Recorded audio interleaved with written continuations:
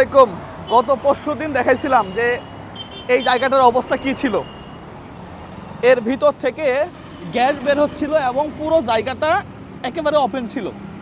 Finally city কর্পোরেশনের লোক video দেখেই হোক আর যেভাবেই হোক এই জায়গাটা সংস্কার করছে। এইটা দেখে ভালো লাগলো। আসলেই আপনারা যখন কোনো একটা জায়গাতে ঝামেলা দেখেন, আমরা যখন তুলে ধরি, পরবর্তীতে যখন আপনারা অ্যাকশন নেন, এই জিনিসটা সত্যি অ্যাপ্রিসিয়েট করার মতো এবং এটা একটা ভালো লাগার জায়গা। অন্যভাবে নিয়ে তো লাভ নাই।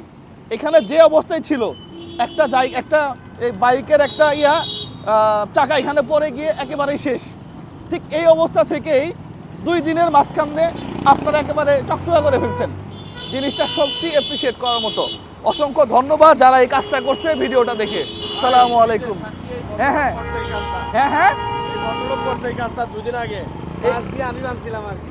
এই গর্তটা বাঁশ দিয়ে আমি মানে যখন খালি ও ছিল, আচ্ছা আচ্ছা আচ্ছা, আপনি এই যে বেঁধে দিছিলেন। ফেসবুক লাইভ হয়েছিল। আচ্ছা, লাইভটা আমি করছিলাম পরবর্তীতে। হ্যাঁ আচ্ছা, অসংখ্য ধন্যবাদ আপনাকে। হ্যাঁ ঠিক আছে।